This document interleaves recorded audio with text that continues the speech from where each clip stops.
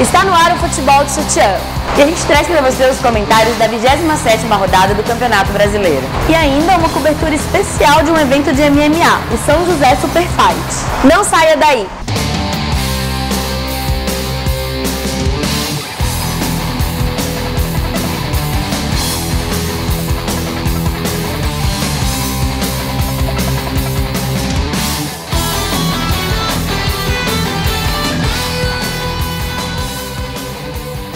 Bom, e a gente queria aproveitar para agradecer o Pelé Arena Café e Futebol, que é esse lugar onde a gente faz as gravações. No duelo dos líderes, a gente teve um equilíbrio. Resultado, um empate. E o jogo foi muito equilibrado. Teve tanto o Corinthians quanto o Vasco, tiveram boas chances. O Vasco devia ter aproveitado que estava em casa, com o apoio da torcida e com a liderança, vem de jogos muito bons, para sair na frente e despontar na liderança. Saiu na frente no placar, marcou primeiro que o Corinthians, mas não foi suficiente os contra-ataques do Vasco. O Corinthians conseguiu empatar e deu uma freada no trem-bala da Colina. Para o Corinthians também foi ruim o empate, porque ele tinha a chance de assumir a liderança do campeonato, mas continua ali na segunda posição a dois pontos atrás do Vasco. Deu sorte que o Botafogo e o São Paulo perderam na rodada e não conseguiram chegar até o Corinthians. São Paulo e Flamengo fizeram outro confronto que poderia mexer na parte de cima da tabela. O São Paulo perdeu e ficou tudo como estava antes. Esse jogo teve a reestreia do Luiz Fabiano no São Paulo e por isso recorde de público do Campeonato Brasileiro. Mais de 63 mil espectadores ali no estádio. O primeiro tempo foi meio fraco tecnicamente, mas destaque completo para os goleiros Felipe e Rogério Ceni, que fizeram uma partida excepcional. Ainda mais o Rogério Ceni, que fez umas defesas inacreditáveis. No primeiro tempo ele já fez uma defesa ali no finalzinho do Thiago Neves, que inacreditável a defesa. E o segundo tempo, nos primeiros 10 minutos, aconteceu mais coisa do que no jogo, no primeiro tempo inteirinho, né? Várias chances de gol, os goleiros ali mandando ver, não deixaram a bola entrar. Aí logo no comecinho, Lucas é expulso com o segundo amarelo. O primeiro dele, achei exagero do juiz. O segundo realmente foi para cartão amarelo mesmo, a falta no Williams, expulso. A partir daí, o Flamengo domina o jogo. Até que o Williams também foi expulso. Achei que não foi certo esse cartão vermelho para o Williams, porque ele nem tocou, nem encostou no Carlinhos Paraíba. Mas foi expulso e a partir daí o jogo volta a ser equilibrado. No finalzinho do primeiro tempo, São Paulo empata com o Dagoberto, um chutaço de fora da área, golaço no ângulo. Mas Flamengo ali nos acréscimos consegue o gol da vitória mesmo. São Paulo não consegue encostar nos líderes Corinthians e Vasco. E o Flamengo fica empatado ali com o Fluminense. O Fluminense tem uma vitória a mais, então tá na frente. E o Inter perdeu a chance de alcançar o G5, foi até a casa do Atlético Paranaense e perdeu por 2-0. O Atlético Paranaense conseguiu aquela vitóriazinha que tanto precisava. Tá cada vez chegando mais perto de sair da zona de rebaixamento e vencer um adversário muito duro que era o Inter. O destaque do jogo foi o Nieto, que estava 2 rodadas já no banco. Dessa vez ele entrou como titular, fez 2 gols de cabeça, jogou muito bem. E o Marcinho, que entrou no segundo tempo a pedido da torcida, fez valer a preferência da galera e deu assistência para o gol do Nieto e ainda deu um lançamento para um cruzamento que saiu o segundo gol. E novamente o problema do Inter se repetiu. Ele tomou 2 gols de cabeça. Dos 15 gols sofridos na era Dorival, 6 foram de cabeça. Então a zaga do Inter tem que ficar ligada ali. O Atlético Paranaense agora está embalado, a torcida agora voltou a acreditar e vem para Florianópolis para encarar o Avaí, adversário direto para sair da zona de rebaixamento. Com o resultado, o Inter continua fora da zona da Libertadores em 7º e o Atlético Paranaense ainda está ali na zona da degola em 17º. E deu blackout no Botafogo. Em 10 minutos, o Atlético Goianiense fez 2 gols e venceu a partida. E o Botafogo teve um apagão realmente.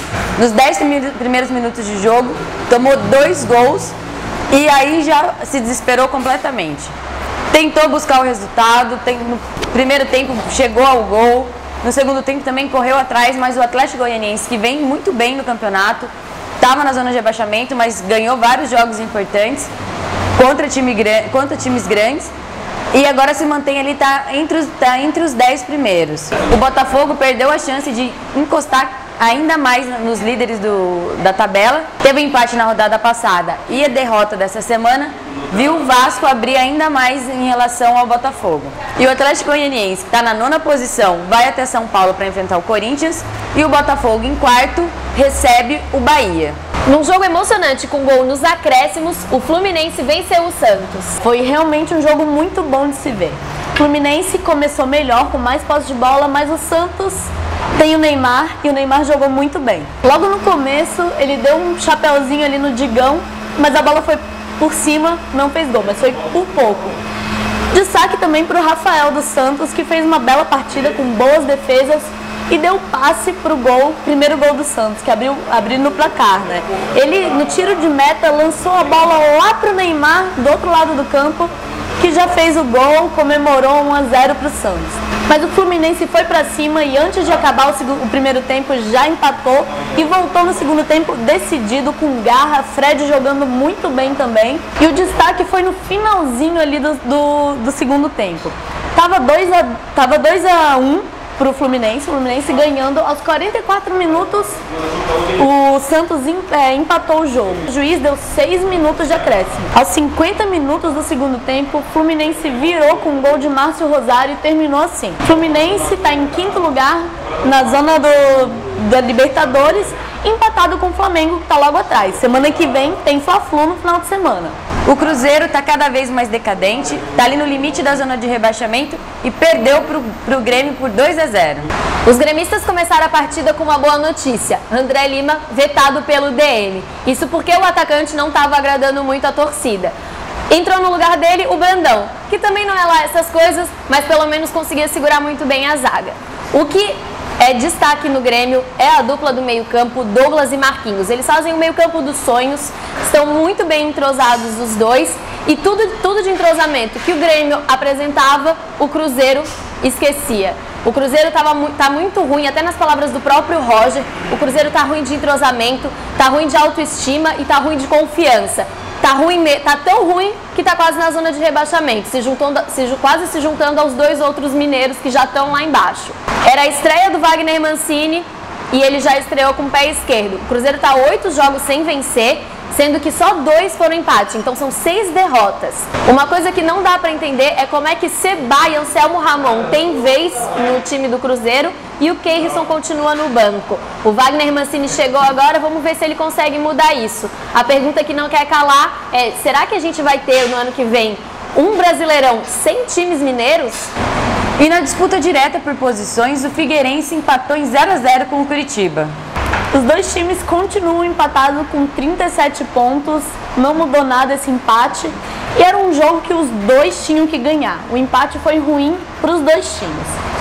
E o jogo não tem quase nada o que comentar. Não teve criatividade, muitos erros de passe dos dois times, principalmente do Figueirense, que começou errando muito. Com as ausências de Elias e Fernandes, o time perdeu realmente a criatividade. Janderete, jovem de 18 anos, que veio da categoria de base do Figueirense e entrou no meio de campo, é o segundo jogo dele, mas não fez grande atuação não.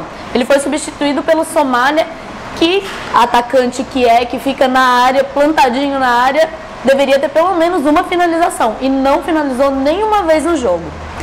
Resultado foi isso: jogo fraco, sem criatividade e um 0-0 merecido. E o Filipão, hein? Tá se segurando só no nome. O Palmeiras empatou com o América Mineiro, lanterna do campeonato, e tá começando a dar adeus ao sonho da Libertadores. Realmente o Palmeiras tá de mal a pior. De 14 jogos só venceu 2. Continua ali na zona de classificação para a Sul-Americana, mas a Libertadores está cada vez mais distante. Na partida, o Palmeiras recebeu o América Mineiro, que é o lanterna do campeonato, e não conseguiu ganhar. Marcou primeiro, mas cedeu o empate e não saiu disso. O Palmeiras está com pouca técnica, o Kleber não vem jogando bem, é só jogadinha manjada. Tanto que o gol do Palmeiras saiu assim, dos pés de Marcos Assunção. O Kleber se vindo de isca ali na beira da área para receber falta e o Marcos Assunção cruzar ou bater direto. O Marcos Assunção deu uma bola na trave e a segunda chance que ele teve foi o gol. Mas não passa disso. O Palmeiras está sem criatividade no meio de campo e os atacantes estão deixando a desejar. Ficou um empate, o Palmeiras está na 8ª posição e o América Mineiro se mantém lá na lanterna do campeonato. E num jogo de vira-vira, o Bahia conseguiu vencer o Avaí na disputa ali na parte de baixo da tabela. Eu vou começar a falar do jogo antes mesmo do Avaí sair de Florianópolis. A torcida do Avaí, na situação que o time está, lotou o aeroporto Hercílio Luz para dar aquele apoio para o time.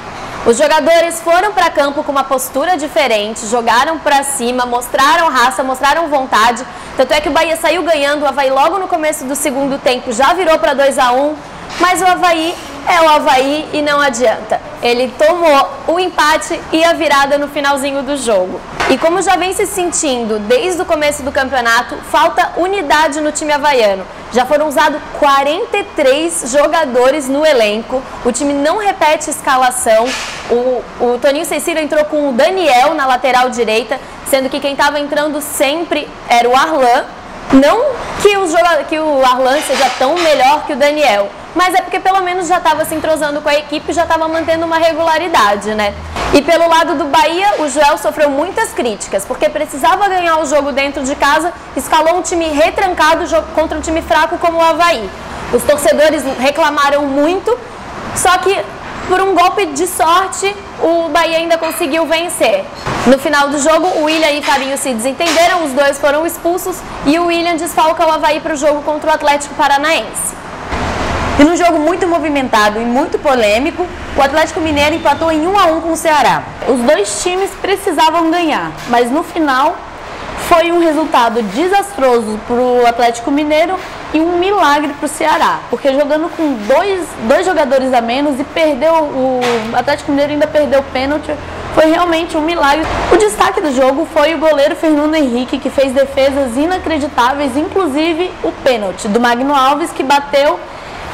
Ele estava um pouco adiantado sim, deu um passo para frente, mas fica ali a dúvida se o gol foi válido, a defesa foi válida ou não.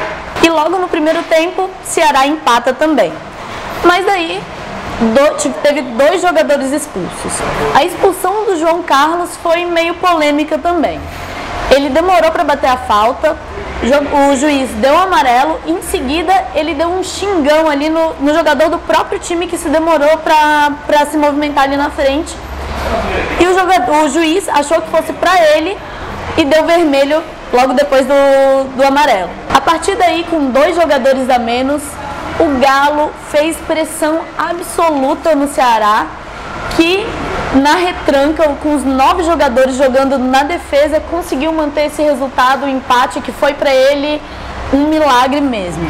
Fique com a gente que no próximo bloco você vai ver uma reportagem especial no São José Super Fight, um evento de MMA.